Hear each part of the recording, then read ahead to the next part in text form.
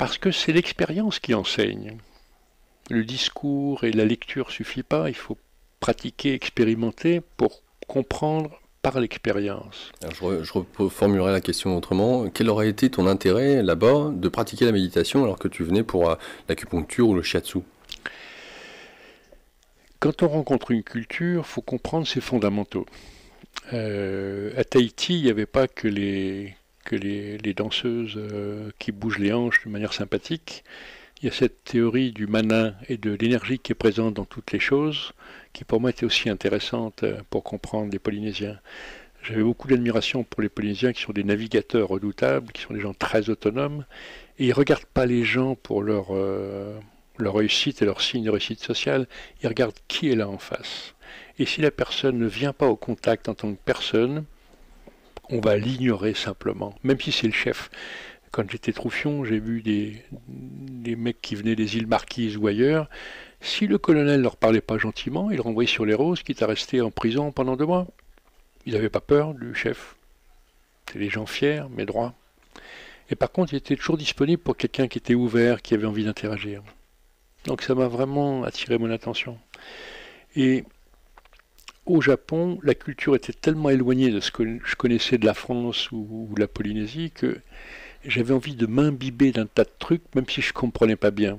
J'étais humble dans le fait d'expérimenter d'un côté et d'ensuite attendre que le sens émerge. D'accord, donc pour quelqu'un qui était agité, de se poser parce que voilà, c'est la culture et de voir le pourquoi, le fondement, les fondements ou le fondement, en tout cas, tu es assis sur le fondement pour voir les fondements de la tradition. Alors, avec le recul, toi, avec ton regard d'occidental, quel, parce que autant tu parlais de vigilance. Les Japonais sont vigilants dans tout ce qu'ils peuvent faire. Notamment, tu parlais des vacances, c'est la manière dont ils considèrent les vacances et comment ils se recentrent en eux-mêmes pour se ressourcer, va-t-on dire, et donc prendre peu de vacances. Et en même temps, on peut noter que, pour le coup, si toi tu étais très agité, les Japonais sont beaucoup sur la réserve, très peu démonstratifs de leurs émotions, en tout cas peut-être plus maintenant, mais à l'époque où tu y vas, comment est-ce que tu considères justement comment faire la liaison, cette cohérence entre le fait d'exprimer des émotions, voire des sentiments, sans être dans l'impulsivité, et en même temps sans être dans peut-être l'extrême que pourrait représenter pour nous, je suis jamais allé au Japon, même si j'adorerais, cette réserve des Japonais. Alors la question n'est pas tout à fait claire, mais je vais quand même essayer d'y répondre. Si tu as saisi, oui, sinon je répète. Non, non, non, non. Je pense en avoir saisi l'esprit. Je vais prendre 2 images, des images sportives. Il y a plein d'amateurs d'aïkido en France et j'ai une chance immense. En février 69, j'ai assisté à un des derniers entraînements de Ueshiba, le fondateur de l'aïkido, dans son dojo. Il avait 80 ans passés et il subissait l'assaut de 4, 5, 6 ceintures noires et il était dans une paix et un sens du timing incroyable. Il laissait venir vers lui, puis il se mettait à bouger, puis il en faisait des nœuds et il sortait du nœud. C'était impressionnant. Il était dans une fluidité, dans une danse, un sens de la balistique et du timing qui était prodigieux. Et j'ai eu le bonheur d'assister, c'est un honneur, à son enterrement dans son dojo en avril avant de quitter le Japon. Et c'était vraiment un samouraï en termes de présence. Il y avait cette espèce de grâce, d'harmonie, de sérénité, mais cette efficacité redoutable, parce qu'il y avait de l'intelligence du mouvement collectif. Et dans les gens que soignait le président des acupuncteurs japonais qui m'avait pris en stage le matin, il y avait le champion de Tokyo universitaire de Kendo, que je suis allé voir à l'entraînement, et je l'ai vu faire quelque chose d'assez équivalent, avec 4-5 adversaires qui l'attaquaient, et lui qui attendait le dernier moment pour les embrouiller et se dégager de l'assaut qui lui arrivait de partout. Il avait 20 ans, Ueshiba en avait 80, mais il y avait cette intelligence de l'espace, des trajectoires, et ce sens du timing qui était prodigieux dans les deux cas. Donc la vigilance, elle était jamais seulement méditative. Elle était une vigilance qui rendait extrêmement efficace dans des situations très complexes. Et l'expression des sentiments était beaucoup plus pudique que chez les Occidentaux, mais comme j'allais picoler avec mes amis dans la famille où j'habitais, où je donnais quelques cours d'anglais pour améliorer l'ordinaire, et je sortais de temps en temps avec mes étudiants qui étaient des adultes qui travaillaient, je partageais avec les Japonais en manière de chanter le soir en ayant bu une bière ou deux, d'assister à des spectacles musicaux, etc. Et donc de se réjouir sur un mode plus sobre, mais tout à fait sensible. Les émotions étaient présentes, même si elles étaient plus filtrées, plus discrètes que chez des latins, par exemple. Et donc, la vigilance, la présence, elle était dans des tas d'activités, chez des tas de gens que je pouvais observer en permanence. Et j'apprenais beaucoup en observant les gens dans leurs gestes, dans leurs moindres gestes, que ce soit avec les acupuncteurs, les praticiens de shiatsu, les pratiquants d'arts martiaux, les gens que je regardais travailler dans la rue, etc. C'était presque tout le monde qui était dans cette attention très concentrée. La question pourrait peut-être se poser de qu'est-ce qu'il en reste de ça. Et si je pose cette question, c'est... alors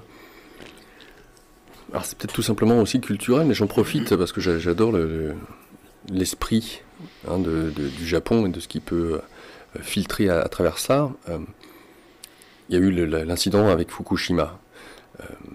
Alors il y a l'entreprise Taiko qui est là et qui a fait tout un barouf au niveau de l'information pour minimiser en même temps l'impact, se dédouaner en même temps de ce qui a pu avoir lieu, et de constater, en tout cas d'un regard extérieur, en tant qu'Européens, Français, de voir les informations, que les Japonais se sont finalement que très peu mobilisés pour ce qui a été une catastrophe qui a été largement au-dessus de Tchernobyl. Comme s'il y avait une sorte de devoir de réserve, où l'honneur peut-être, et c'est là où je voudrais en venir, c'est où placer l'honneur et quel rapport l'honneur pourrait avoir avec la vigilance, ou comment s'oublier pour un collectif. Et les Chinois aussi peut-être sont pareils, je ne sais pas. Je te laisse le soin de répondre, et je ne sais pas si la question est vraiment claire, pour le coup. Alors, il y a deux choses que j'aimerais dire à ce stade.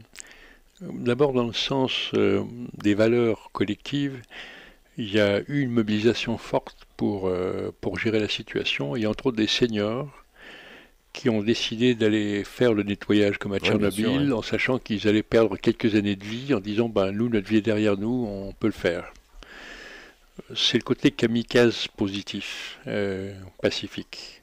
Donc le sens du sacrifice pour le collectif, je trouve qu'il est pas mal vivant. Il y a un livre intéressant qui a été écrit par un Français qui a vécu une bonne quinzaine d'années au Japon, qui s'appelle « Les sumo se mettent à danser », et qui dit comment le Japon féodal, l'ère Meiji, c'est 1840, le Japon était complètement isolé et fermé au monde extérieur jusqu'à cette période-là. Et donc la féodalité dans les esprits, dans l'appartenance à l'entreprise pour la vie entière, dans la collusion entre le politique et l'administration, c'est une société figée par beaucoup d'aspects, même si elle a connu une grande réussite économique. Et donc il y a des forces en gestation au Japon qui sont complexes. Des forces de conservatisme d'un côté dans les sphères du pouvoir, et puis toute cette richesse d'innovation dans le monde économique, dans les populations jeunes qui vont travailler à l'étranger. Mais le Japon n'a pas fini sa mue. C'est un système politico-administratif qui est encore très contraignant et très avec des règles dont Amélie Nothomb a pas mal parlé dans Stupeur et Tremblement, qui bloquent un peu la créativité et la capacité d'adaptation des jeunes générations. La Chine est quand même très très différente. La Chine était en partie stérilisée par le communisme. Une idéologie très meurtrière, en particulier à l'époque des Gardes rouges, mais la Chine est un pays très hiérarchisé depuis 2500 ans, c'est un pays légaliste avec Confucius et les lettrés, avec un système extrêmement structuré, et où le collectif est plus important que l'individuel. Donc, quand j'entraîne des jeunes managers chinois, je vois bien comment ils n'ont pas appris à s'extérioriser, à s'affirmer en tant qu'individu qui s'exprime. Si son chef, ils prennent le rôle à cœur et ils le remplissent, mais c'est pas pour donner leur point de vue, c'est pour assumer le rôle dans le système. Et il y a quand même beaucoup de pertes dans les deux cas avec le mode de vie de la consommation. Le nouveau dieu en Chine, c'est le dollar, hein. Donc, pouvoir acheter une maison, acheter une voiture, un jeune cadre qui n'a pas d'appartement, c'est un peu plus difficile pour se marier en Chine aujourd'hui, hein. Les filles chassent la dot des garçons.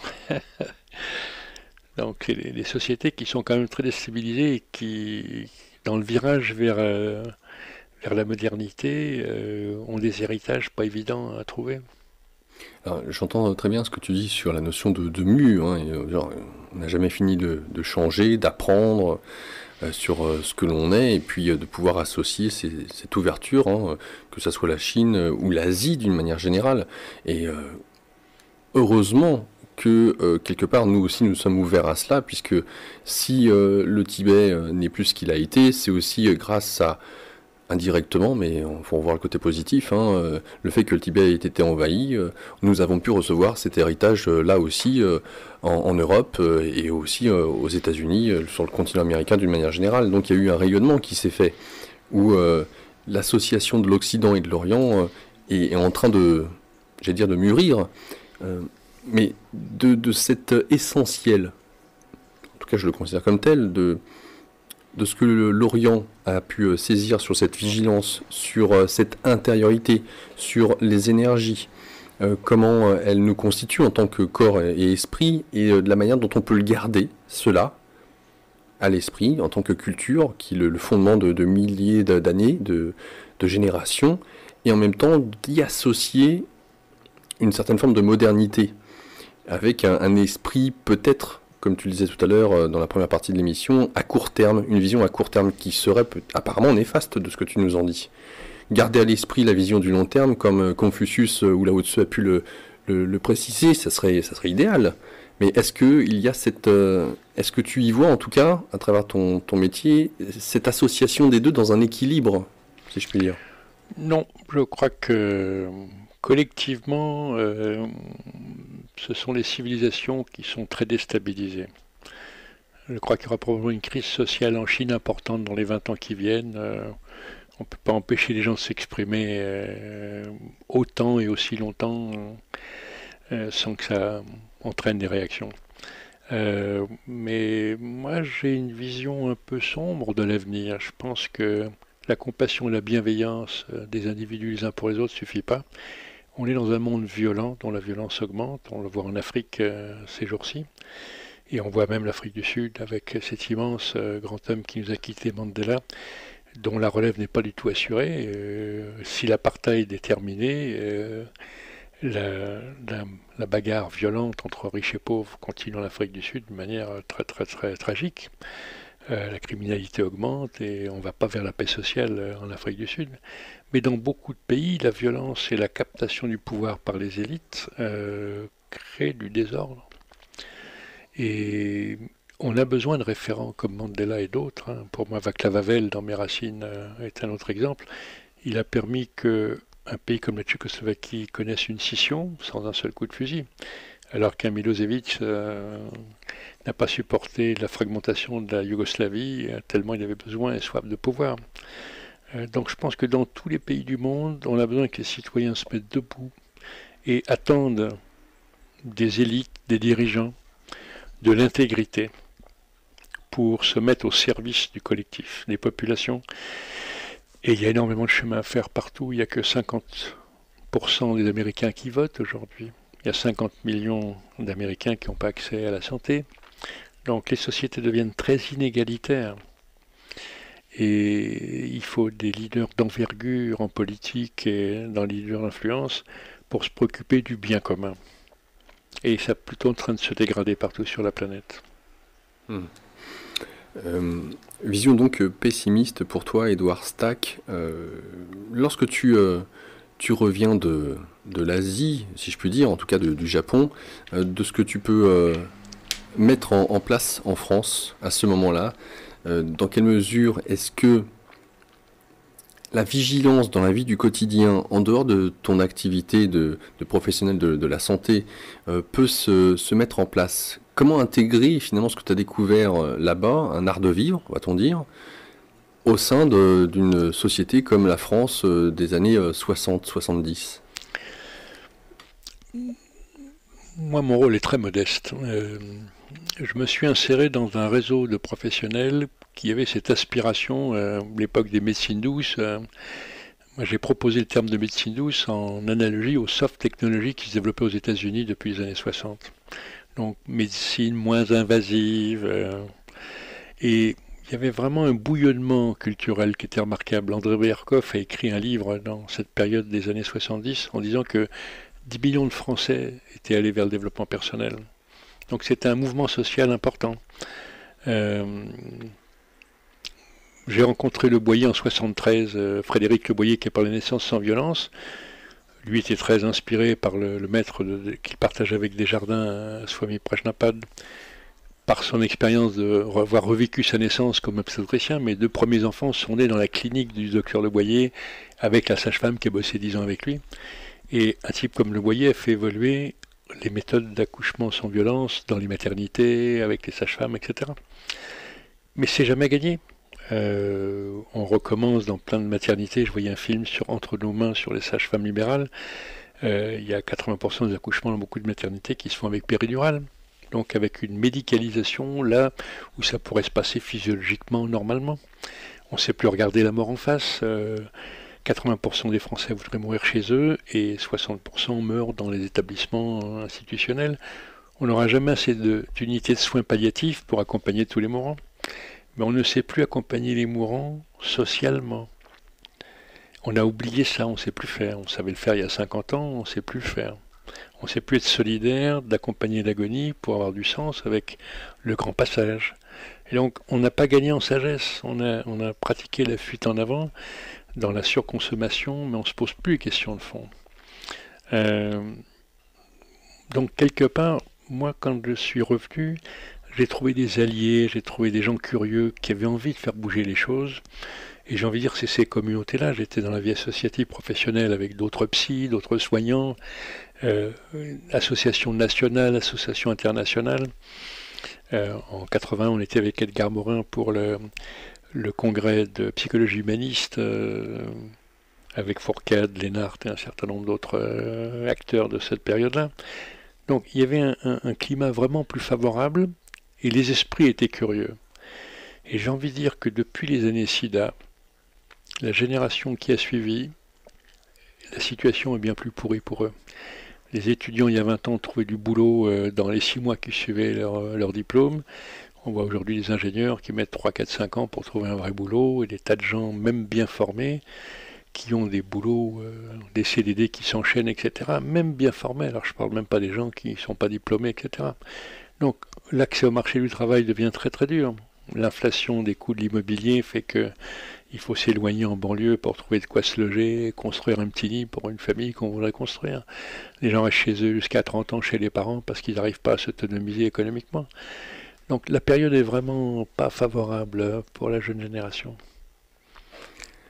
Lorsque tu reviens en France, de ces personnes que tu rencontres, notamment dans le milieu associatif, dont tu parles d'Edgar Morin, mais qui a associé le côté de psychothérapeute, puisque tu es psychothérapeute, tu n'es pas psychologue. Oui. Donc il y a une distinction.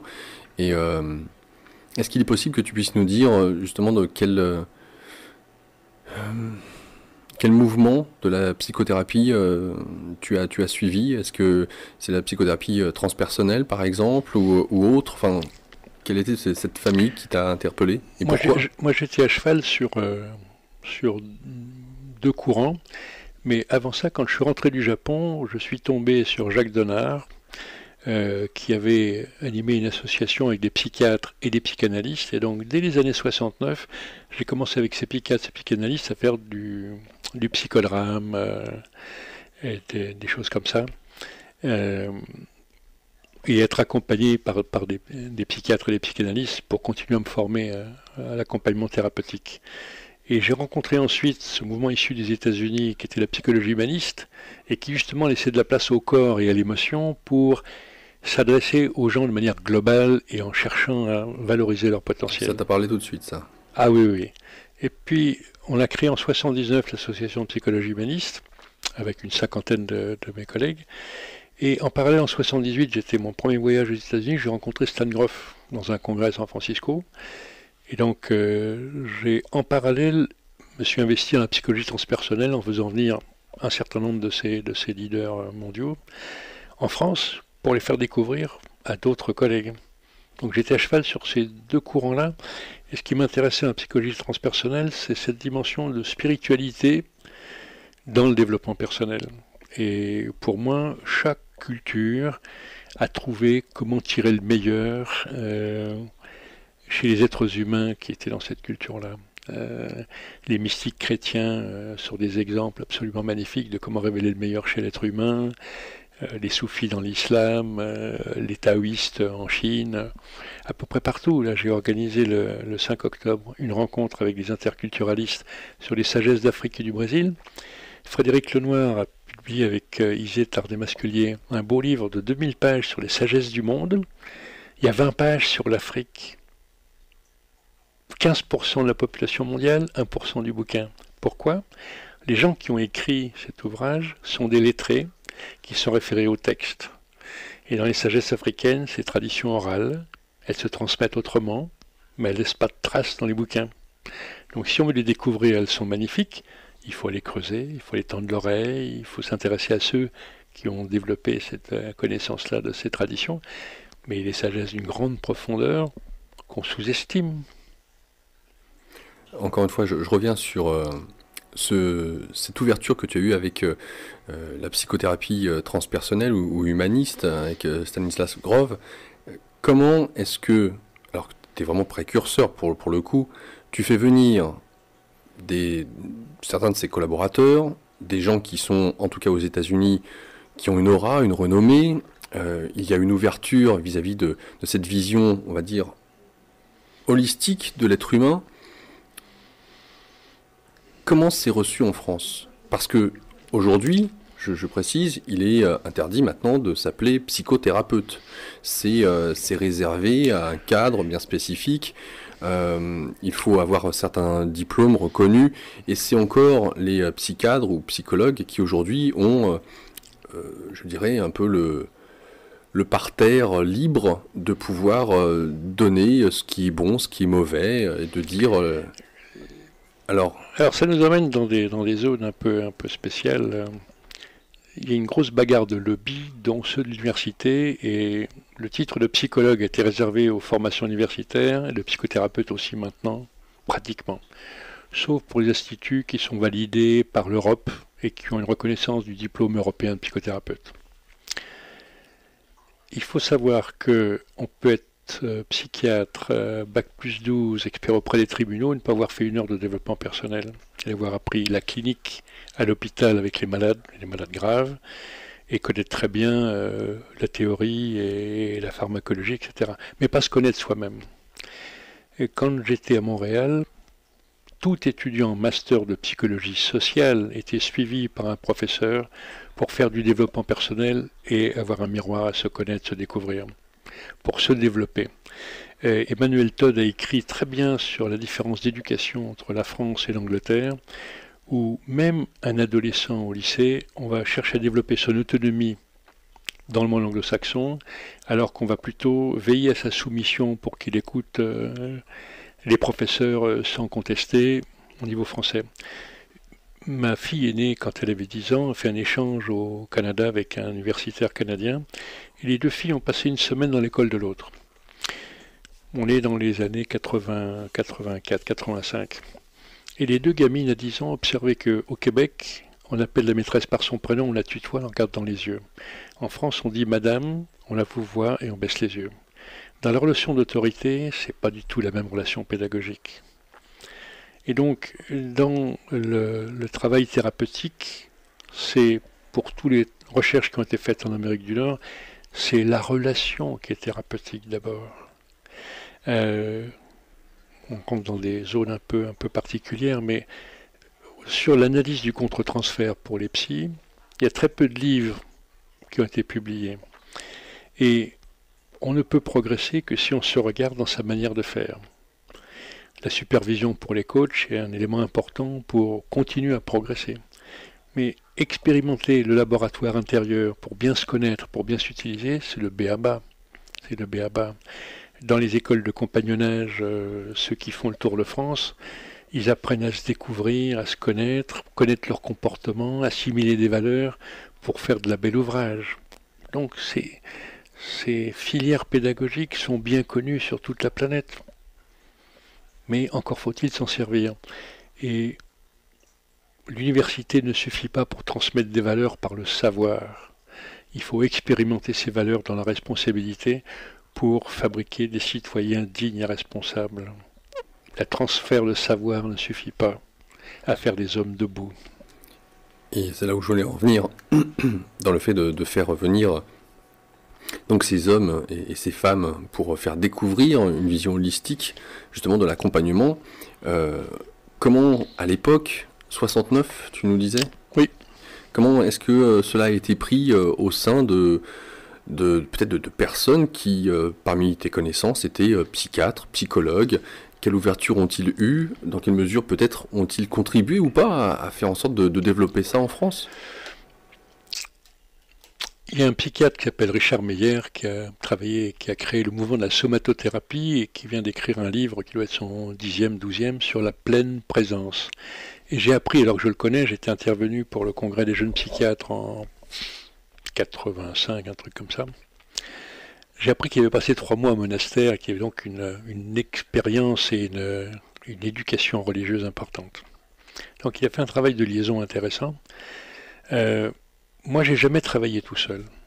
J'ai toujours été dans la vie associative et quand j'ai formé des collègues, je faisais intervenir des médecins, des psychiatres, des psychanalystes, d'autres psychothérapeutes pour partager des approches, des regards et des styles. Je ne pense pas qu'on puisse avoir raison tout seul. Moi, je ne suis pas un inventeur qui a des choses géniales qu'il a trouvées tout seul dans son coin. Je suis quelqu'un qui a été trouver des méthodes, qui les a testées, modélisées, partagées avec d'autres, qui les a rassemblés pour mettre à disposition de collectifs plus larges. Et donc, j'ai envie de dire, c'est la vie associative professionnelle qui prend le relais. On apprend tout au long de sa vie. Il y a 40 ans, aux États-Unis, on pouvait changer 3 fois de métier dans sa vie, et c'était plutôt flatteur. En France, à la même époque, changer de secteur ou d'entreprise était considéré comme être superficiel. On a changé depuis, on ne reste plus 40 ans dans le même métier. Mais donc, cette idée de progresser en permanence, de progresser par le partage, par le partage d'expériences, la recherche, etc. Pour moi, c'était naturel de vivre en réseau et de partager. Et donc, je n'avais pas l'impression de devoir me justifier pour prouver quelque chose tout seul. Je travaillais avec d'autres, je faisais émerger des choses, on le validait, on le testait, on le montrait, puis après, chacun en fait ce qu'il veut.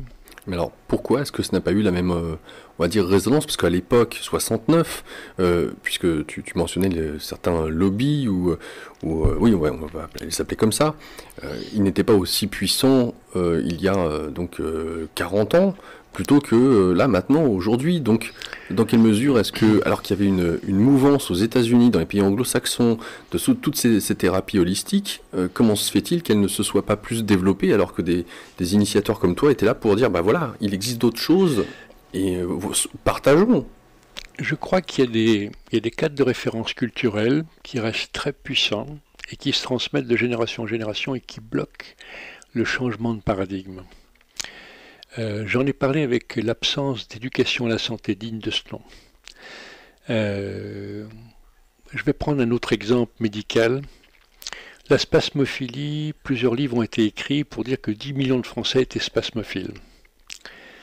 J'ai invité à dîner le professeur Klotz, qui était endocrinologue à l'hôpital Beaujon à Clichy. C'est celui qui a nommé le syndrome, pas la pathologie, mais le syndrome, l'ensemble de signes qui s'appelle spasmophilie. Et le même syndrome, en Angleterre, est appelé névrose d'angoisse. D'autres médecins que le professeur Klotz appelaient ça trouble de la perméabilité cellulaire. On ne soigne pas de la même manière un trouble de la perméabilité cellulaire ou une névrose d'angoisse. Et donc, on a boycotté la puissance de l'esprit dans les approches médicales et médico-thérapeutiques, enfin médico-psychothérapeutiques. Quand aujourd'hui, sous l'influence de Kabat-Zinn, des psychiatres invitent à la méditation de pleine conscience, vont au laboratoire tester avec le Dalai Lama, Goldman, tout ce monde-là, pour montrer que ça fait du bien, etc. Moi, je trouve ça bien. Chauchard, le professeur Chauchard, faisait des travaux de recherche sur le cerveau avec des Chimarous dans les années 70, avec les dominicains du couvent de l'Arbrel près de Lyon.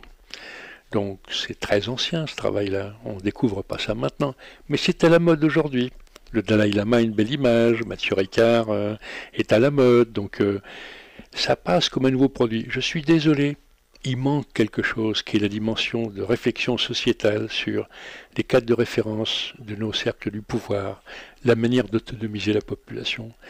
J'ai pas entendu la manière d'autonomiser nos populations. Si je veux créer une entreprise en Irlande, ça me coûte 500 €. Si je veux créer une SARL en France, c'est 5000 €. Et si je suis profession libérale, on va m'imposer des taxes et des charges avant que j'ai encaissé le moindre euro de chiffre d'affaires. Donc, que ce soit dans l'éducation des enfants pour être autonome, dans la confiance que la société et l'administration fait aux entrepreneurs, ou dans le poids des conservatismes, quand je suis rentré du Japon, je vais à l'école où j'ai été formé comme kiné en disant voilà, je reviens, j'ai appris le shiatsu, est-ce que ça vous intéresse que je le partage avec les étudiants et les professeurs? Ils m'ont dit, est-ce que vous avez votre certificat de formateur? Ben, je dis non. Ah, alors vous ne pouvez pas enseigner. Du coup, je l'ai enseigné à des profs de yoga, à des esthéticiennes, à des profs de judo, etc. Aujourd'hui, le shiatsu est dans tous les instituts de beauté, les centres de thalasso, etc. C'est devenu banal. Mais je ne pouvais pas l'enseigner aux professionnels parce que je n'ai pas de certificat pour enseigner. Pareil pour l'ostéopathie. Et pourquoi l'avoir abordé? Alors, moi j'étais formé par un homme merveilleux qui s'appelait Bob Benichou, qui m'a appris les premières choses dans le domaine, puis par un anglais, Brooks. Mais à l'époque, n'étant pas médecin, c'était la pratique illégale de la médecine. Aujourd'hui, l'ostéopathie est reconnue, il y a des écoles, c'est une formation très solide, etc. Depuis peu, hein, ça doit faire 2-3 ans, je crois. Oh, un peu plus. Un peu plus. Mais les choses prennent du temps. Moi, ça ne me gêne pas trop que par prudence, on aille lentement. Ce qui m'inquiète davantage, c'est que en France aujourd'hui, dans l'éducation, on continue à ne pas entraîner à l'autonomie. Et je vais prendre un exemple collectif. Quand Balladur était ministre, il a fait un livre blanc de la jeunesse, dont les conclusions étaient très intéressantes. Les 2/3 des lycéens demandaient à faire du théâtre à l'école pour apprendre à s'exprimer, à être à l'aise en situation. C'est excellent pour leur leadership et leur confiance en eux. Ça n'a jamais abouti. Rien ne s'est passé. Bien souvent, les étudiants, même bien formés, n'ont pas la maturité psychologique, la confiance en soi suffisante pour pouvoir remplir les rôles qu'on attend d'eux. On les met dans une posture de soumission vis-à-vis des profs, de passivité. C'est interdit de copier, là où dans d'autres pays anglo-saxons, on apprend à travailler en équipe. Moi, je suis un pro depuis 25 ans du coaching d'équipe performante. Je fais du rattrapage scolaire. Mes collègues qui ont vécu aux États-Unis parce que leur père bossait pour Renault aux États-Unis, ils ont appris le leadership et le travail en équipe entre 8 et 12 ans à l'école. Et moi, les gens vont découvrir ça à 30-40 ans en formation avec un formateur extérieur. C'est contre-culturel par rapport au modèle qu'ils ont reçu.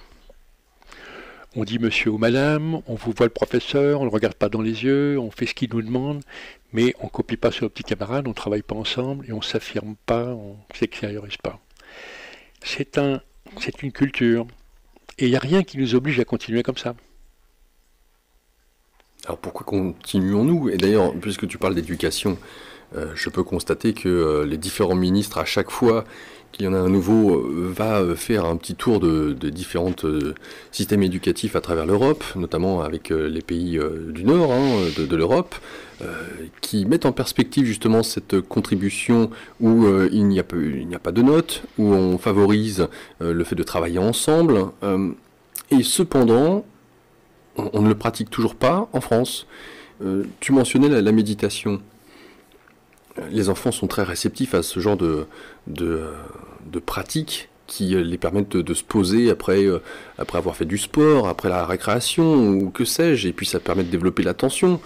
Toi qui es spécialisé dans ce domaine-là depuis de nombreuses années, avec toutes ces différentes pratiques que tu as eu l'occasion d'expérimenter, tu as été professeur d'université, que ce soit à Montréal ou à Paris 5, comment se fait-il, je pose la question, comment se fait-il qu'il n'y a pas encore l'ombre d'un prémisse de ce genre de pratique auprès de nos écoles? Alors, ça prend du temps. Ça, tu l'as déjà dit. Non, mais c'est vrai, les changements sociaux, les changements culturels prennent du temps, donc ça, c'est normal. Mais il y a une bonne nouvelle, c'est que Micheline Flack, prof de yoga, qui s'est battue pendant des dizaines d'années, a réussi à passer un accord avec l'éducation nationale qui fait qu'on va maintenant enseigner le yoga à l'école. C'est une très bonne nouvelle. Depuis le dernier festival du yoga, on a appris ça et c'est bien. Mais si je regarde l'entraînement des sportifs, j'ai rencontré 3 Miss à Jeunesse et Sport, dont Bambuc, en 92, dans son bureau au ministère de la Jeunesse et des Sports. J'avais 3 athlètes de haut niveau et un guide de haute montagne dans mon équipe pour entraîner les équipes d'entreprise. Et il me dit, j'ai peu de pouvoir dans mon propre ministère. Je proposais d'entraîner les athlètes en fin de carrière pour qu'ils viennent des coachs dans les entreprises. L'entraînement mental des athlètes est encore très difficile, mais j'en ai reparlé avec Laporte d'un côté et puis Jean-François Lamour il y a quelques années. Les présidents de fédération n'ont pas ça dans leur cadre de référence. Les entraîneurs français non plus. Et du coup, les athlètes ne sont pas accompagnés sur le plan d'entraînement mental. Quand Pioline a choisi un coach privé pour s'entraîner, se préparer mentalement, la fédération de tennis n'a pas du tout aimé. Mon ami Nelly Michelin, qui accompagnait Yannick Noah et beaucoup de champions de tennis et de golf, a fait du superbe travail en préparation mentale de ses athlètes. Dans le travail en équipe en France, on a souvent, à part les barjots au handball, on a souvent des résultats fluctuants. On a peu de stabilité comme dans certaines grandes équipes, Maori ou autres. Parce que les gens ne se préparent pas mentalement. Et du coup, ils sont perturbés émotionnellement et ça ne leur donne pas une performance, une confiance collective très forte. J'ai un immense respect pour Aimé Jacquet qui a su transcender l'équipe de France en 98. Avec beaucoup de finesse psychologique, il a créé ce collectif qui a vraiment eu des résultats magnifiques. Dans le rugby ou dans le foot, on voit souvent des montées, des descentes et des équipes qui ne tiennent pas le choc. Parce qu'ils ne sont pas entraînés collectivement à se préparer. Quand l'équipe de France a battu les Blacks en 98, l'ancien entraîneur qui s'occupait du centre d'entraînement du rugby les a fait se préparer avec les gens du GIGN qui, eux, n'ont pas droit à l'erreur. Ils sont dans l'exigence et la vigilance maximum. Et dans la concertation et la préparation, nickel. Et donc, ils ont transféré ça à l'équipe de rugby, l'équipe de France, qui les a beaucoup aidés. Donc, il faut enrichir les méthodes pédagogiques et ne pas hésiter à épuiser les bonnes pratiques là où elles sont. Oui. Et on ne perdra pas notre identité pour autant, on va juste s'améliorer. Édouard Stack avec nous, à travers notamment ton parcours, Édouard, mais pas seulement, ce livre, Les vertus de la respiration, cultiver vitalité et sérénité, et le deuxième qui va être réédité aux éditions Le Souffle d'Or, La liberté de s'accomplir, Stack que je vous appelle S-T-A-C-K-E. Édouard, je propose pour les auditeurs d'intervenir, même si l'émission n'est pas terminée, l'occasion pour eux de poser des questions, puisque nous avons abordé de nombreuses choses. Édouard, dans quelle mesure est-ce que les techniques orientales, alors que ce soit la Bumpa Zen, Bumpu, comment est-ce que tu le prononces? Bumpu Zen, c'est une expression très simple. C'est le premier stade de la pratique. Quand on commence à méditer, à se poser, l'esprit se calme. Et Bumpu, ça veut dire la dimension bénéfice psychologique pour apaiser l'esprit agité. Avant de rentrer dans des dimensions d'élargissement de la conscience plus vastes. Donc c'est le premier bénéfice Radhepakret. Alors que cela soit donc le Bumpu Zen, le Pranayama, le Tai Chi Chuan, Qigong, est-ce que toutes ces différentes pratiques, tu as eu l'occasion de, peut-être pas forcément de les pratiquer sur long terme, mais ne serait-ce que de les pratiquer pour l'esprit de découverte, expérimenter, comme tu le disais? Moi, je suis quelqu'un de versatile dans ma nature, donc il faut que je me canalise pour pouvoir aller un peu plus loin. Et donc la méditation zen, par exemple, ça a été tous les jours pendant 5 ans. Tous les jours. En gardant la posture zen, oui, zen, vraiment absolument, pendant 5 ans. Le Tai Chi Chuan, je l'ai enseigné pendant 10 ans. Et j'animais des stages d'été où je pratiquais 40 heures par semaine. Donc au bout de 40 heures de pratique en 5 jours, on n'est pas dans le même état, hein. Donc j'ai expérimenté la transformation que ces méthodes permettent. Euh, dans les recommandations que je peux donner aux gens, c'est ne soyez pas impatients parce que ce qui est transformateur, c'est la pratique régulière, continue, et ça prend des années pour se transformer son esprit. Il n'y a pas de baguette magique, c'est pas en 3 séances que vous êtes sur votre petit nuage, mais soyez confiants, c'est puissant, ça marche si vous avez un peu de constance. Et la respiration consciente telle que j'invite à le pratiquer, on peut le faire en même temps qu'on travaille, en même temps qu'on mène une vie normale. Il n'y a pas besoin de s'asseoir sur un coussin. C'est l'esprit qu'on entraîne. On est dans l'esprit du karma yoga ou dans l'esprit du zen ou comme dans les écoles soufis, quelquefois c'est en fabriquant des ustensiles en cuivre qu'on va mettre sa concentration comme le compagnon qui est en train de faire son escalier à vis. Donc ces méthodes sont bien connues dans les différentes cultures. Chacun choisit celle qui veut, mais ça n'est pas séparé et coupé de la vraie vie. Mais ça demande de la continuité dans la pratique. Alors justement, par rapport à ça, on va peut-être, si tu le souhaites, parler d'éveil. Parce qu'on parle de quête à travers finalement toutes ces différentes pratiques. Et si quête il y a, certains disent que tout est déjà ici maintenant, ou alors qu'il y a à cheminer, etc. Alors, parmi les personnes que j'ai pu recevoir dans le cadre de cette émission, j'aimerais savoir comment est-ce que justement et tu as abordé cette quête, si quête il y avait pour toi. Est-ce que c'était, alors, je vais énumérer une boulimie par exemple de différentes pratiques parce que justement de quand tes slaves ressortait d'expérimenter plein de choses, c'est ce qui te faisait vibrer et très bien. Ou alors est-ce qu'il y avait une quête d'arriver à quelque chose en particulier? Les deux ont cohabité, c'est-à-dire que dans mon tempérament, je suis un curieux papillon qui va fureter un peu partout. Mais la quête de sens était plus profonde et elle est liée à mon histoire. Je suis né 2 jours après la libération de la poche de Royan en 1944. Ma famille, et j'en parle dans le livre La liberté de s'accomplir, a hébergé pendant 2 ans et demi une famille juive de 4 membres qui ont été en huis clos pendant cette période-là. Et donc je suis né dans une période tragique. Donc très très jeune, la quête de sens, le besoin de comprendre l'histoire de fou dans laquelle j'ai atterri et qu'est-ce que c'est que d'être humain, ça m'a habité très jeune. J'ai fait ma première catégorisation de comportement, d'échelle de comportement, entre 5 et 6 ans. C'est trop précoce. Il y a une excellente psychanalyste qui a écrit Le drame de l'enfant doué, Alice Miller, qui est publié au PUF, Presse universitaire de France. J'ai l'impression de vivre ça comme enfant très jeune, ce besoin de comprendre. Et j'ai eu la chance de trouver des interlocuteurs qui ont nourri ma réflexion. De 15 à 25 ans, j'ai eu la chance d'avoir un ami professeur de philosophie qui a guidé ma réflexion philosophique, mon discernement. Donc, quête, oui, mais aspiration au sens, aspiration à la cohérence, aspiration à me connaître, à me comprendre. Et moi, je ne parlerai pas d'éveil, je parlerai simplement de paix intérieure, de sérénité. Je ne promets pas le bonheur, et ça me paraît une quête qui peut être très illusoire. Mais la quête de paix profonde avec soi-même, ça, je l'ai menée et j'ai l'impression, c'est jamais définitif, mais j'ai l'impression d'avoir atteint une tranquillité, une paix intérieure assez stable. L'équanimité dont on parle dans les textes, j'ai l'impression d'être assez imbibé de cette équanimité.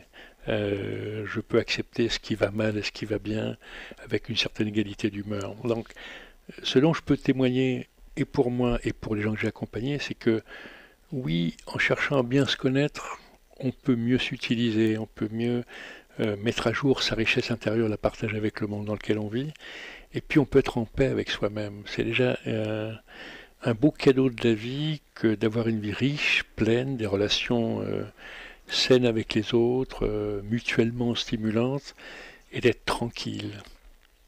Qu'est-ce qui a été le plus difficile pour toi, pour trouver cette paix dans l'amour de toi-même? Et on pourrait peut-être constater, pour moi comme pour les auditeurs, de dire finalement cet homme, très vite, il a su suffisamment s'aimer pour s'écouter, partir en chemin et écouter sa petite voix pour...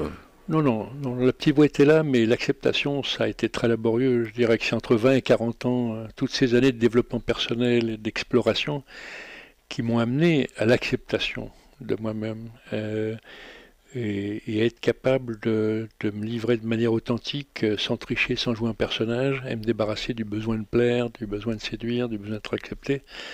La première catastrophe écologique, c'est de ne pas s'aimer. Mais ça peut prendre du temps. Il y a des gens qui ont des blessures profondes et qui ont une estime de soi très basse ou une vision du monde très tragique, très douloureuse. Et c'est pas évident de trouver en soi l'amour de soi qui est infini. C'est-à-dire que c'est pas l'amour de soi en tant qu'individu, c'est la capacité à aimer qu'on peut s'accorder à soi-même. Moi, je suis pas chrétien dans mes repères, même si j'ai ça dans ma culture de base. Mais j'aime dans le message du Christ cette notion de aime ton prochain comme toi-même, qui entraîne une obligation de s'aimer soi. Aimer l'autre, c'est aimer l'autre en soi. Et bien souvent, j'ai rencontré l'ancien médecin de Giscard d'Estaing, le docteur Solignac, qui a écrit un beau livre qui s'appelle La névrose chrétienne. Et j'ai pu observer que pour des chrétiens honnêtes, quelquefois, ils avaient confondu le don de soi, en étant tourné vers les autres, ce qui est très bien, avec l'oubli de soi. Et si on est tourné vers les autres, on est empathique, on est soutenant, on est bienveillant, et qu'on sait se traiter avec bienveillance, alors on peut continuer à évoluer et apporter beaucoup aux autres, mais sans s'oublier en chemin. Et dans ce sens-là, tu nous dis que c'est approximativement vers la quarantaine que tu as été plus dans le lâcher-prise, si on peut dire, ou le fait de t'accepter à travers toutes les différentes parties de toi qui, pour certaines, étaient difficiles. Est-ce que cela est valable pour tout à chacun, aussi facile en apparence peut-on avoir de l'image de quelqu'un comme toi qui parcourt un chemin, j'allais dire, j'exagère bien entendu, mais sans faute, qui fait sa vie, qui mène sa vie, qui est heureux de ce qu'il fait, des gens qu'il rencontre, des belles rencontres, des beaux partenariats, des beaux échanges. On va dire, mais de quoi a-t-il besoin de plus, cet homme-là? Pourquoi faut-il attendre 40 ans? Pour moi, le chemin vers soi-même, c'est un chemin avec des tâtonnements et c'est un chemin laborieux parce que l'itinéraire est obscur et il y a plein d'impasses, de choses-trappes. Je vais prendre un exemple. Quand j'ai commencé à aller au Canada, j'avais 36 ans et c'est pas évident pour un jeune professionnel de 36 ans d'avoir déjà une renommée internationale. Et c'est pas évident de ne pas prendre la grosse tête.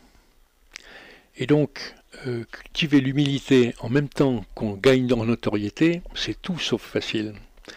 Et il y a quelqu'un de magnifique qui s'appelle Lévinas, qui est un des plus grands philosophes du XXe siècle sur la relation à l'autre. Et il a très bien parlé de la relation et de sa puissance transformatrice. Si j'accepte l'autre dans sa différence, je prends un grand danger, c'est que je risque de changer de point de vue si j'intègre le sien, qui va déstabiliser, remettre en cause le mien. Et pour moi, ça m'a aidé vraiment à comprendre et être attentif que toute relation véritable est réciproque. C'est-à-dire j'amène aux gens, et comme professionnel de santé, c'est facile d'être charismatique, etc. Mais qu'est-ce que je reçois de l'autre? Qu'est-ce que j'accepte de l'autre qui m'enrichit? Et donc si c'est pas du donnant-donnant, c'est du gagnant-gagnant où j'amène ce que je sais faire, mais je prends de son humanité et j'accueille son miroir et j'accueille son interpellation. Quand on a cette simplicité-là, alors même le patron et le manager, il peut avec son collaborateur de base accueillir de l'information, accueillir de l'engagement et de l'investissement ou de la déstabilisation et continuer à se remettre en cause. La plupart des personnes très évoluées sont extrêmement humbles. Quelqu'un comme Mandela à nouveau, pour qui j'ai un immense respect, tous les gens qui l'ont croisé ont été frappés par cette, en même temps, grandeur d'âme et cette profonde humilité. Et donc ce qui serait difficile sur ce cheminement, c'est de pouvoir être dans cette constante évolution, changement, impermanence, et de pouvoir s'adapter à chaque fois dans cette impermanence sur accepter ce qui vient, ce qui est nouveau, et accepter de mourir à ce que l'on croyait être à chaque fois, d'instant présent. Alors ça me va bien, mais pour redire avec mes mots à moi le début de ce que tu viens d'évoquer, Je dirais qu'on peut être dans la permanence du désir essentiel, de l'aspiration à être, et que même s'il y a des tâtonnements, des égarements, des difficultés, des échecs, des plantages, ça fait partie de l'apprentissage et on peut ne pas défaillir, ne pas faillir, mais poursuivre la quête en continuant à suivre ce désir essentiel. Et ça vient avec le temps. Il y a quelque chose qui se décante, qui fait qu'à un moment donné, c'est pas parce qu'on l'a décidé, c'est pas une expérience seule, particulière, c'est vraiment la sortie du tunnel, le bout du tunnel. Il y a quelque chose qui s'éclaire, il y a une transformation qui se produit toute seule, comme une conséquence du tâtonnement dans l'obscurité. C'est la nuit obscure de Saint Jean de la Croix. C'est Jacob Böhm, c'est cette quête du héros de l'épopée de Gilgamesh que Paul Robillot a développé dans le voyage du héros. Notre quête est une quête de l'essentiel et un héros, c'est quelqu'un d'ordinaire dans des circonstances extraordinaires qui se révèlent. Et plus on va chercher la difficulté pour découvrir notre richesse intérieure et la découvrir chez les autres, plus on peut révéler cette dimension poétique de l'existence. Nous accueillons Jacqueline. Jacqueline, bonsoir. Bonsoir. D'abord, je voudrais vous dire merci pour qui vous êtes, parce que c'est vraiment une belle soirée. Et je voudrais vous demander, il y a là, à l'heure actuelle et depuis quelque temps, beaucoup de gens que moi j'appellerais éveillés sauvages, entre guillemets, c'est-à-dire des gens qui tout d'un coup vous disent qu'ils ont trouvé un éveil. Alors bon, après les modalités, ce qu'ils ont trouvé, mais enfin ça relève toujours d'une espèce de bon, de la dualité à l'unité, ou une révélation d'un amour, une révélation d'amour, on va dire, et c'est en général assez brutal. Ils vous disent ça et tout d'un coup ils se mettent à faire des thérapies, à écrire des livres, faire des réunions. Et je voudrais savoir ce que vous pensez de ces gens-là. Alors, quand j'étais à Montréal, j'étais rencontré à l'université McGill, un psychiatre qui faisait des recherches sur les chamans en Indonésie, et il m'a rendu compte de la recherche d'un de ses étudiants en master qui a trouvé 50 expériences mystiques spontanées dans un quartier de Montréal en 6 mois. Et donc j'ai envie de dire que cette expérience, elle est accessible et disponible pour n'importe quel être humain sur la planète à n'importe quelle époque. C'est ce que Maslow a décrit comme les peak experience. Vous êtes émerveillé par un paysage de montagne, par un coucher de soleil sur la mer, par la beauté d'un sourire d'enfant. Cette dimension d'émerveillement et d'ouverture à quelque chose de plus large, c'est l'expérience transpersonnelle que la radio ici maintenant connaît bien et a bien décrit. Donc ça me pose pas de problème, et j'ai envie de dire ça arrive par surprise à des tas de gens, et c'est magnifique. Ce qui est dangereux, c'est quand les gens se racontent des histoires, et par exemple les gens qui sont dans le scénario des vies antérieures, il n'y en a jamais qui ont retrouvé une vie antérieure où ils étaient valets de pied du conte, ils étaient toujours Néfertiti, etc. Mais c'est plutôt des vies valorisantes dans le scénario que des vies banales. Donc moi je me méfie de la manière d'enrober une expérience spirituelle. Et quand les gens deviennent, avec la foi des charbonniers, tout juste éveillés avec l'envie de communiquer la terre entière, je ne suis pas sûr que ça soit bien du solide. Oui, je suis d'accord. Donc j'ai envie de dire, il faut être humble et puis patient. Et par contre, ne jamais tricher avec ses propres valeurs et dans les choix qu'on fait dans l'existence, faire des choix justes. Il y a quelque chose qui me plaît beaucoup. Vous savez que la psychologie est inventée en Europe au XIXe siècle. Et qu'avant qu'elle ait été formalisée par les chercheurs de l'époque, c'était les philosophes dans l'Antiquité et les écrivains qui décrivaient les comportements et les caractères, La Bruyère et compagnie. Et la psychologie du bouddhisme était modélisée, formalisée au XVIIe siècle. Et dans la psychologie du bouddhisme, qui est une démarche d'évolution psychique d'abord, au-delà des dimensions purement spirituelles, il y a une notion qui m'a beaucoup aidé, c'est la notion d'attitude juste, qui débouche sur la pensée juste, le sentiment juste et l'action juste. Et il y a une grande différence entre justice et justesse. C'est comme la différence entre la morale et l'éthique. Mm. La morale, c'est ce qu'on reçoit comme code de valeur et qui aide en gros à respecter les feux rouges. Et l'éthique, c'est en son âme et conscience de se demander ce qui est juste. Le médecin qui pousse la seringue avec le malade en phase terminale et qui souffre comme un damné, il ne se prend pas le code civil pour regarder si c'est légal ou pas légal. Il va prendre une décision. C'est comme le médecin autrefois, quand il y avait un accouchement qui se passait mal et que la vie de la mère et de l'enfant était en danger et qu'il choisissait l'enfant quitte à laisser la mère mourir parce qu'il ne pouvait pas sauver les deux. C'est un choix terrible, mais il le faisait en son âme et conscience. Donc pour moi, la conscience, pas au sens moral, mais la conscience au sens éthique, au sens de respect de l'essentiel, sont des repères. Et après, l'émerveillement, on peut le rencontrer au coin de la rue et se faire avoir par surprise parce que la beauté du monde nous environne, sauf qu'on ne sait pas la regarder. Oui, mais c'est pas tout à fait ce que vous dites, ce dont je parle. Ce dont je parle, ce sont des gens qui vous disent, avec ce mot très à la mode, qu'ils ont fait un saut quantique. Par exemple, qu'ils sont passés de la dualité à l'unité.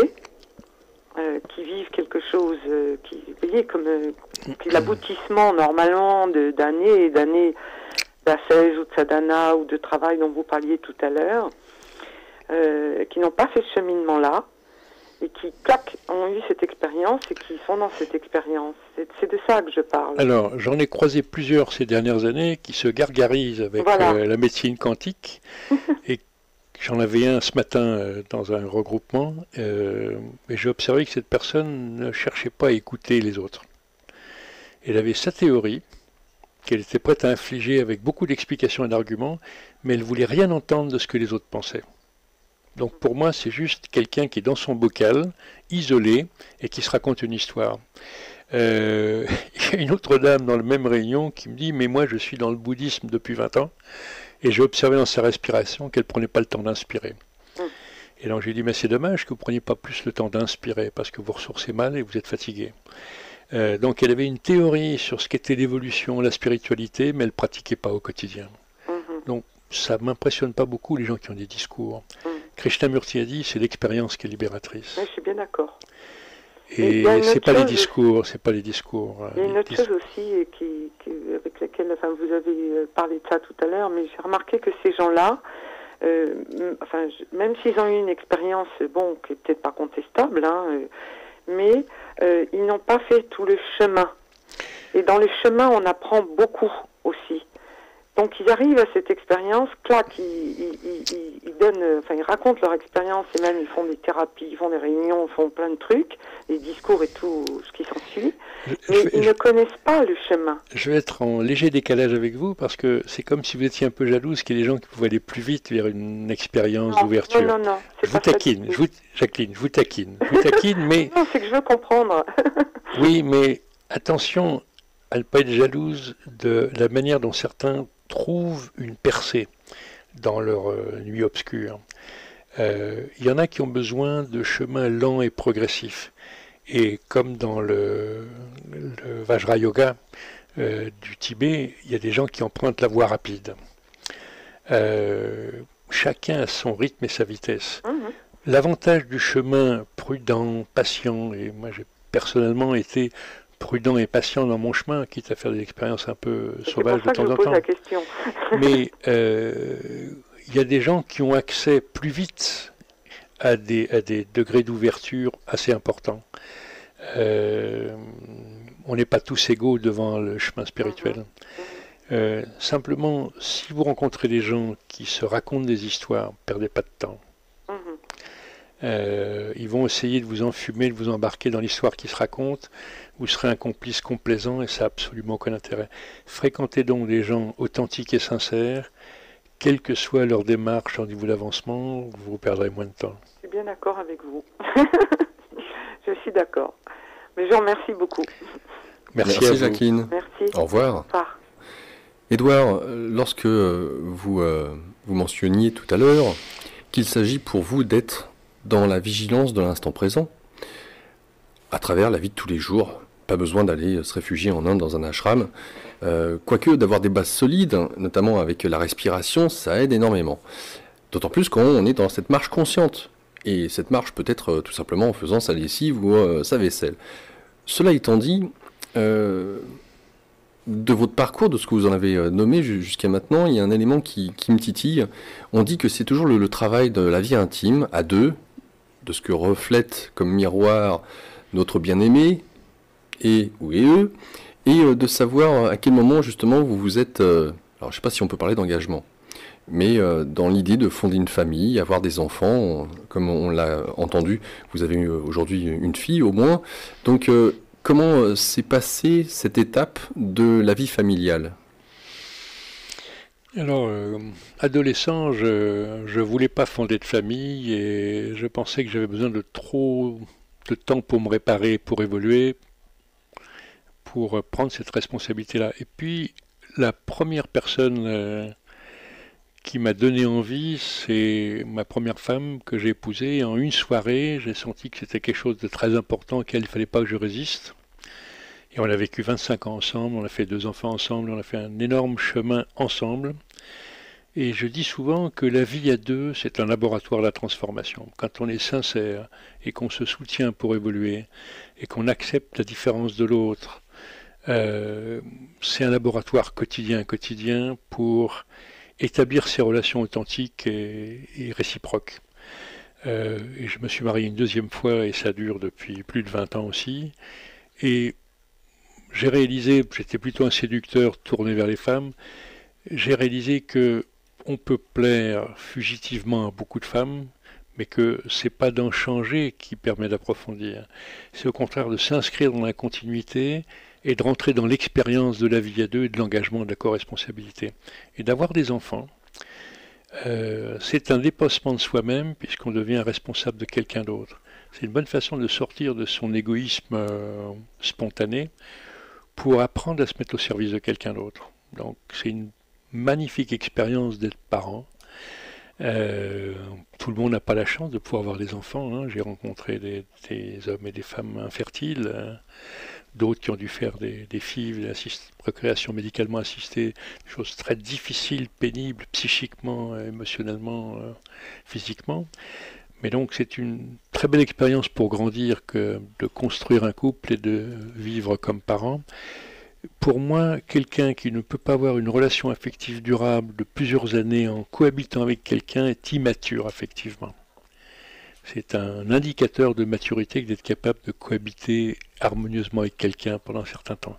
Ça peut ne pas durer toute la vie, mais au moins prendre ce risque de partager, de cohabiter, de savoir faire des concessions. La vie à deux, c'est l'art de faire des concessions sans tricher avec soi-même, sans renoncer à soi-même. On y reviendra d'ici quelques instants. Rima avec nous. Rima, bonsoir. Oui, bonsoir. Merci pour cette émission, hein. C'est formidable, c'est apaisant de vous écouter. Enfin, merci Rima. Des vérités. Enfin, ce que je ressens moi comme étant des paroles profondes et vraies. Voilà. Moi, j'avais une question en ce qui me concerne. À un moment donné, vous parliez de patience dans la pratique et je dirais, d'endurance. Et je me dis, ah mais non, mais toi t'es pas patiente, c'est mort, quoi. Parce que, enfin, jusqu'à présent, je vois pas en quoi je suis endurante, quoi. Je teste des trucs par-ci, par-là, mais j'ai pas l'énergie pour persévérer, voilà. Et je me disais, quel genre d'exercice serait peut-être pour commencer, pour essayer de travailler justement la patience, l'endurance, la persévérance.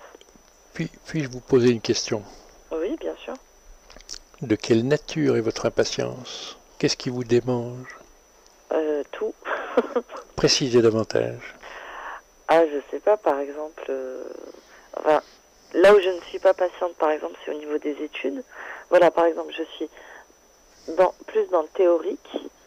Alors, le savoir, j'adore. Accumuler du savoir et tout, jusqu'à ça passe. Mais pour le reste, par exemple, prendre le temps de me faire à manger, non, je préfère manger vite fait.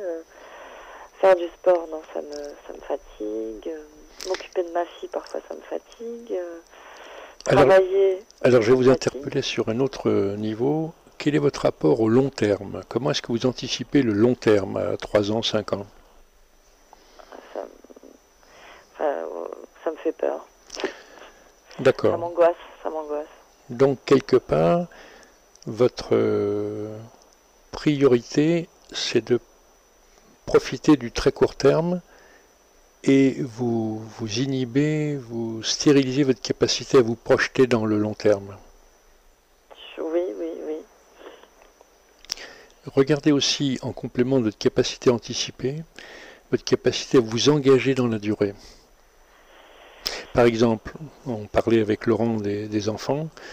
Un enfant, c'est un bail de 20 piges. Mm. On ne fait pas les enfants pour divorcer 2 ans plus tard et pour les voir un week-end sur 2. On fait les enfants pour les accompagner dans leur éducation d'être humain, pour devenir des adultes responsables. Donc on en prend pour 20 ans. Et c'est pas forcément une corvée, mais c'est une responsabilité qui s'inscrit dans la durée. Donc regardez par rapport à d'autres engagements que vos enfants, comment vous êtes prêt à vous engager dans la durée avec d'autres sur des choses qui vous tiennent à cœur. Il ne s'agit pas de se contraindre, mais de faire des choix et ensuite d'assumer ces choix dans la durée. Je sais pas, par exemple, je suis mère depuis 1 an et avec le père de notre fille, on s'est séparés parce que justement, avec l'arrivée de la petite, ça a complètement changé nos rôles et c'est comme si que, bon, ok, d'accord, je m'engage, mais peut-être pas auprès de toi et de la fille en même temps, quoi. Alors ça, c'est à peu près tous les couples qui l'ont vécu. Vous êtes une jeune fille amoureuse, désirante, et vous éclatez avec le compagnon, etc. Et puis la maternité, l'accouchement et l'éducation de l'enfant vous fait basculer dans le rôle de mère.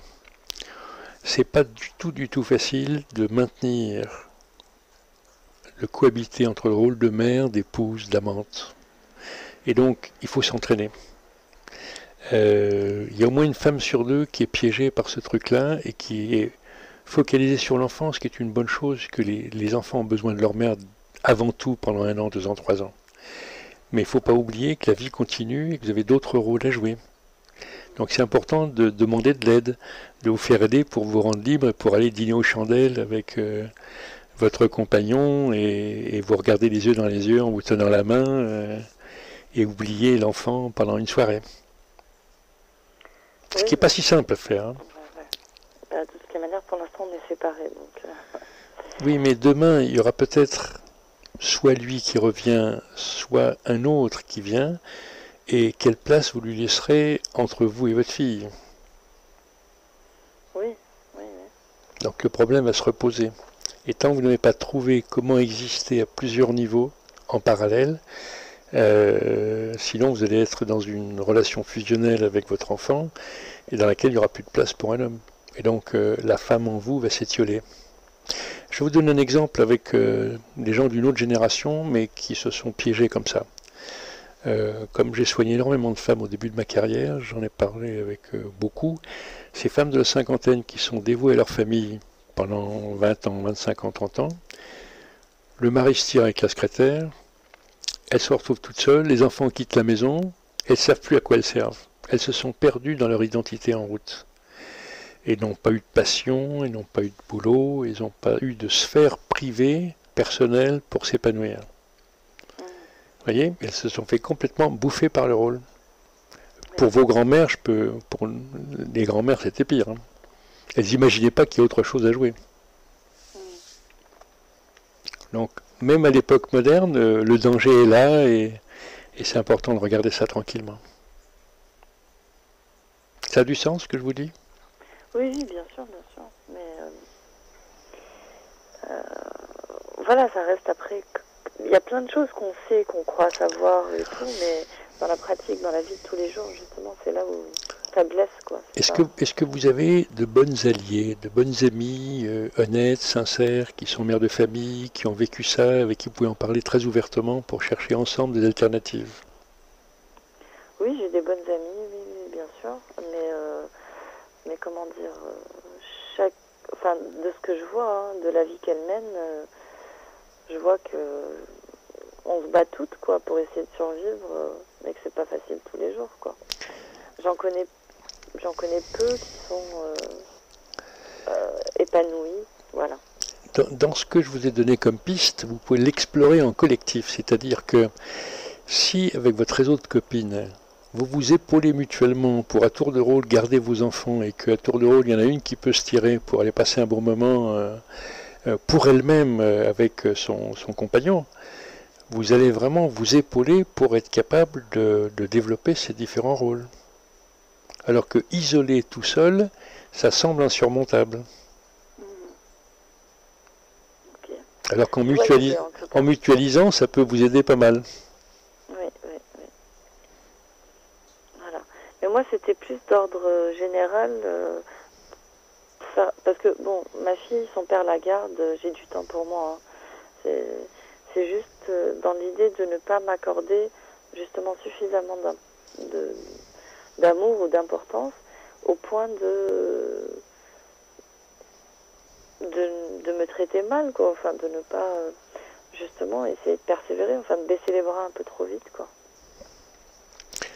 Est-ce que vous avez entre guillemets pu mesurer le niveau d'estime de soi que vous vous portez? Bah, si je vois en fonction enfin, je pense que c'est mitigé, il y a du bon, il y a du mauvais. Vous arrivez facilement à parler de vous à des étrangers en disant du bien?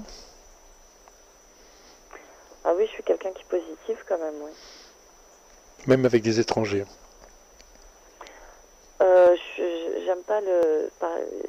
J'aime pas me plaindre en premier lieu, non, ça c'est... Non, est-ce que vous arrivez à faire une présentation valorisante de vos points forts avec des étrangers?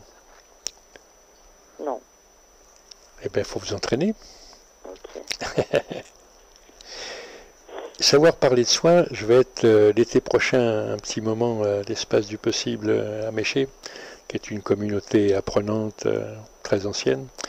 Et le thème de cette année, c'est se raconter. Et c'est tout un art de choisir dans toute la richesse de ce qu'on peut être, quelques facettes qu'on va mettre en valeur pour donner une bonne image de soi, pas pour tricher et jouer à être quelqu'un d'autre, mais au contraire pour sélectionner le bouquet dans son jardin, pour donner une impression sympathique et donner aux autres envie de vous découvrir davantage. Très bien. C'est une bonne piste? C'est une très bonne piste. Bon.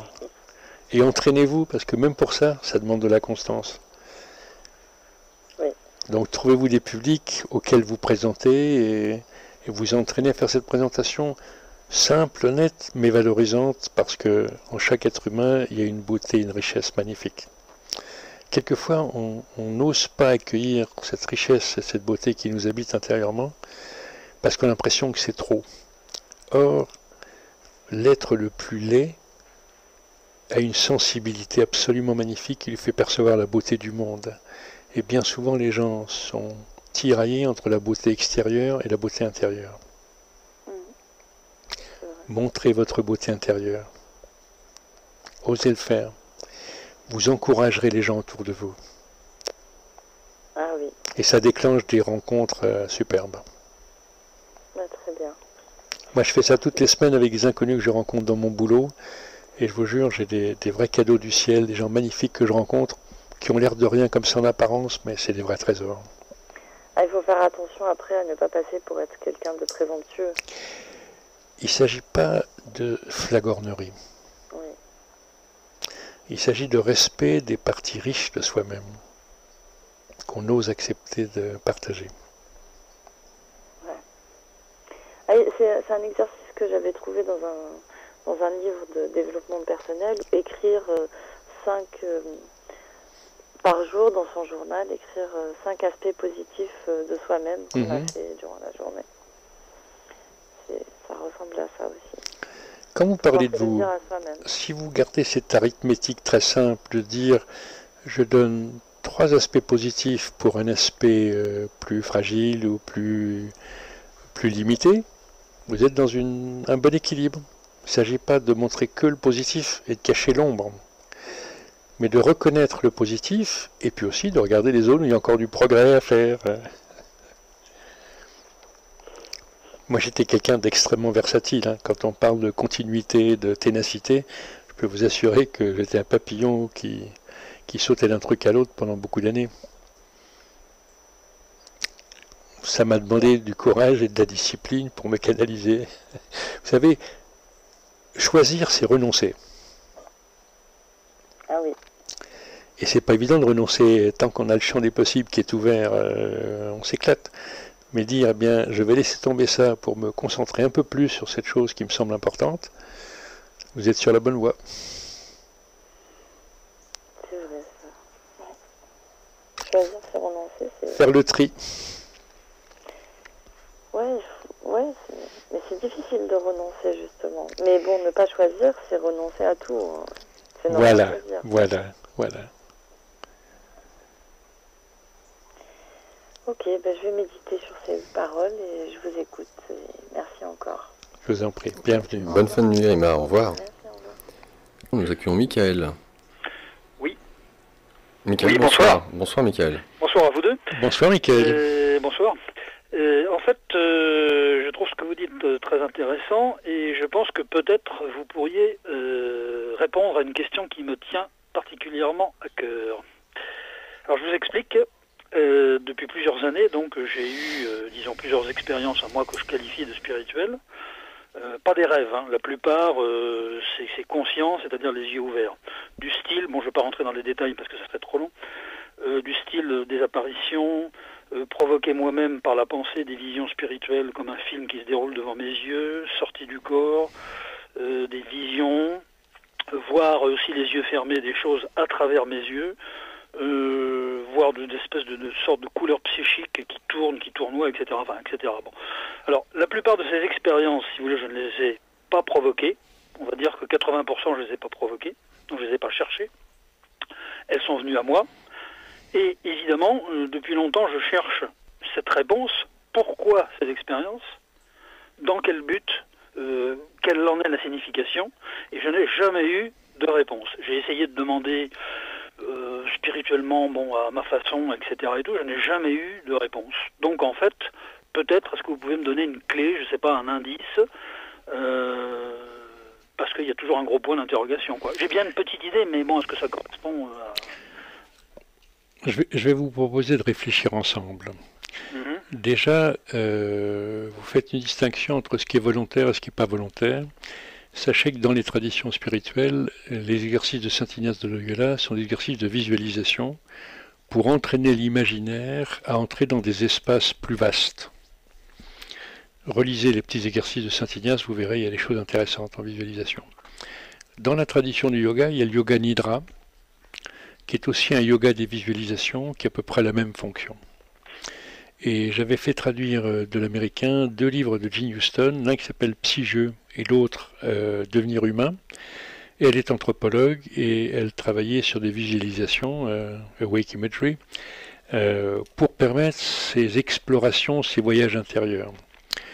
Donc, dans ce que vous pratiquez ou dans ce qui vous arrive, il y a des choses qui sont plutôt bien répertoriées dans les traditions spirituelles. Maintenant, ma question à vous, très concrètement, c'est vous en faites quoi de vos visions? Elles vous servent à quoi? J'en fais quoi? C'est-à-dire que j'ai une sensation comment dire,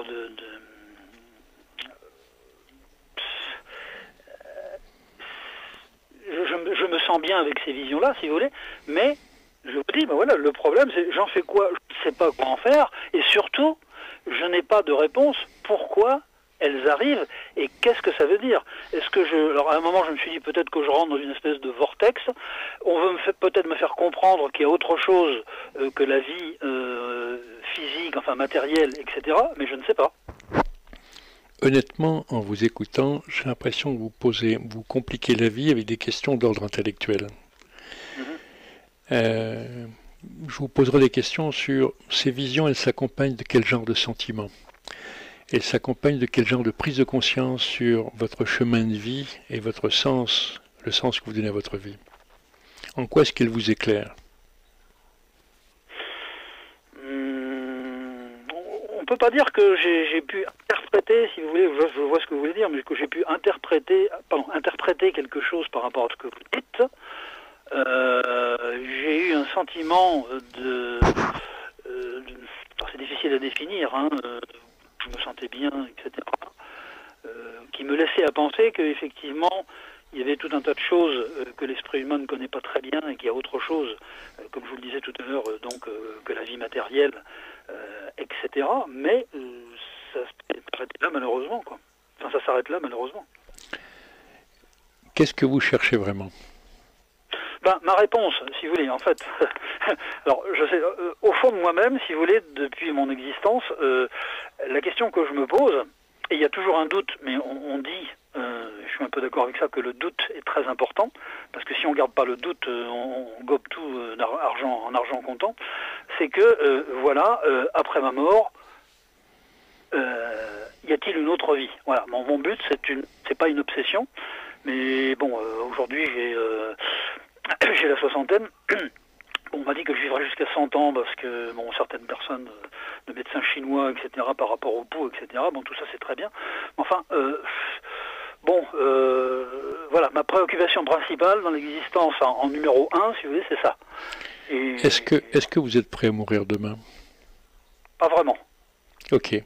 Donc, quelque part, d'une certaine manière, inconsciemment, il semblerait que vous travestissiez votre angoisse de mort par une recherche de choses qui pourraient vous rassurer. La petite mort, c'est le lâcher prise jour après jour.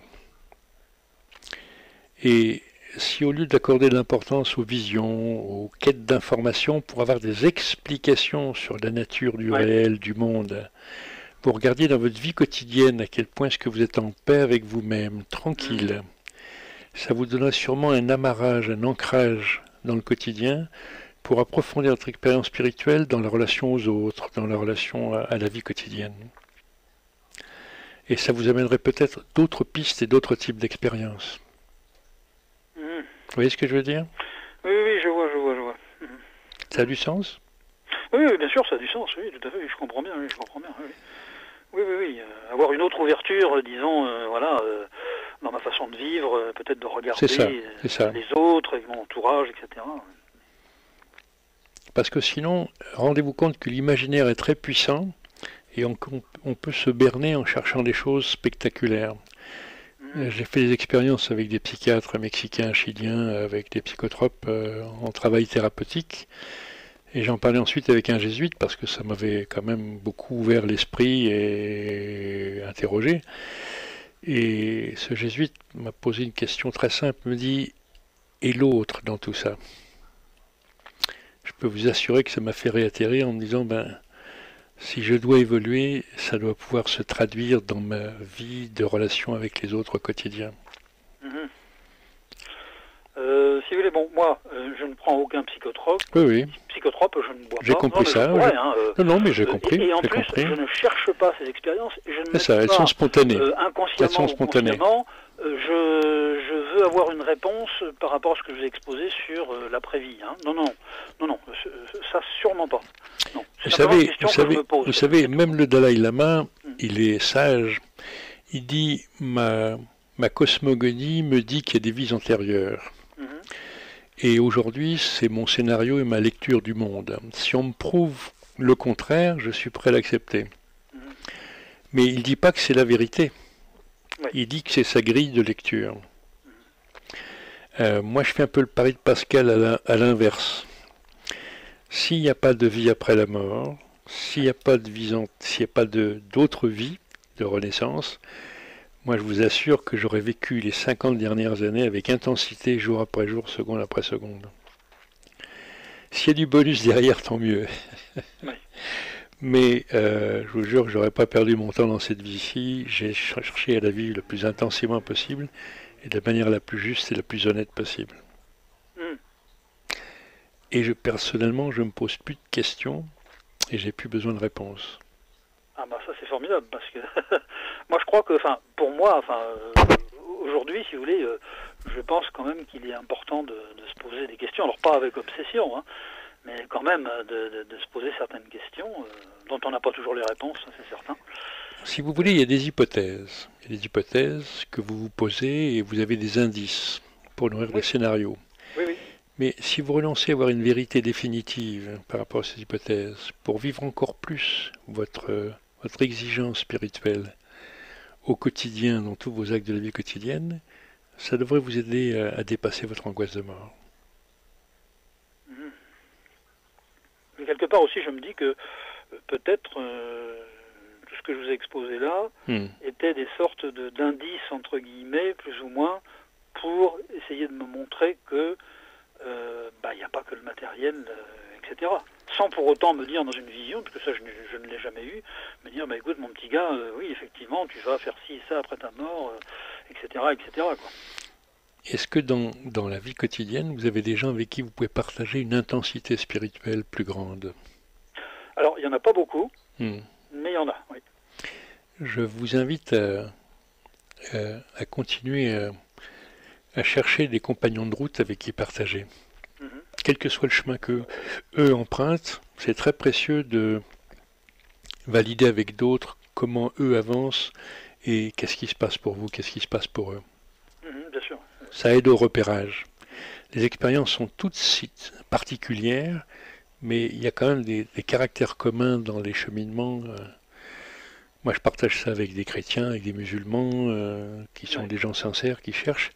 Et du coup, on arrive à trouver des repères qui sont communs et qui, quelquefois, sont très simples. Oui. Bon, écoutez, je vais m'employer à envisager ce que vous me suggérez. Voilà. Et regardez ce que vous y trouvez si vous l'explorez vraiment. Oui. Effectivement, oui, ça peut être une piste. Très bien. Écoutez, en tout cas, merci de votre écoute et puis... avec plaisir. Bonne soirée à vous. Bonne route. Merci. Au revoir, Michael. Au revoir. Édouard Stack... J'ai compris, Édouard. Juste pour le mot de la fin, pour cette conclusion, j'aimerais avoir ton avis. Tu nous disais avoir une vision de l'avenir qui n'est pas forcément très rose, et ce qui peut paraître paradoxal avec quelqu'un qui, quelque part, a cheminé tout au long de sa vie jusqu'à maintenant pour se trouver. Qu'est-ce que tu souhaiterais dire pour les auditeurs au vu des temps que nous vivons? Qu'est-ce qui est essentiel pour toi de garder à l'esprit? Alors, quand je parle d'un avenir un peu sombre, je pense aux 7 milliards d'humains qui vont devenir 9 milliards. Je pense aux 2 milliards d'humains qui n'ont pas accès à l'eau potable. Je pense aux inégalités qui vont encore augmenter. Et pour corriger le tir d'une humanité en dérive, je pense qu'on a besoin de veilleurs, on a besoin de gens sincères qui surtout se coordonnent, qui se mettent debout comme réseau de citoyens pour dire aux élites corrompues, ça suffit. Il y a un chef d'entreprise qui a créé Business Object, dont je n'ai pas retenu le nom, mais qui lance un nouveau parti qui s'appelle Nous Citoyens. Ça me semble très sain. Les Ukrainiens de l'opposition qui ne veulent pas être vendus aux Russes pour se faire bouffer par le KGB, eh bien, je leur souhaite du courage, comme ceux qui se lèvent en Syrie et qui subissent très lourdement l'agression de Bachar el-Assad. On voit bien en Égypte, en Tunisie, que le combat pour la démocratie, la liberté, il n'est pas gagné. Il y a des forces obscures qui s'y opposent. Donc on a besoin de citoyens lucides, de citoyens unis, qui pèsent sur les orientations du pays où ils se trouvent, quel que soit le pays. Et c'est les hommes de bonne volonté qui se donnent la main qui fait que les choses changent. Il y a eu des gens magnifiques comme Albert Jacquard qui s'est battu toute sa vie pour qu'on respecte les êtres humains. Il a réussi à faire abolir la notion de race, à montrer qu'il y a plus de différences biologiques à l'intérieur d'un même groupe ethnique qu'entre les ethnies. Donc on a besoin de gens inspirés, de gens visionnaires, de gens humanistes pour fédérer des gens sur des projets de vie, de vivre ensemble beaucoup plus harmonieux. Voilà. Édouard Stack avec nous, Stack, S-T-A-C-K-E, avec 2 livres que je vous invite à découvrir, Les vertus de la respiration, cultiver vitalité et sérénité, c'est aux éditions Guy Trédaniel, ainsi que La liberté de s'accomplir, qui sera réédité en février, ce sera aux éditions Le Souffle d'Or. Édouard Stack, un grand merci, et je ne peux que te souhaiter, Édouard, une très bonne continuité, et certainement une prochaine fois. Merci Laurent de l'invitation. Au revoir Édouard. Au revoir.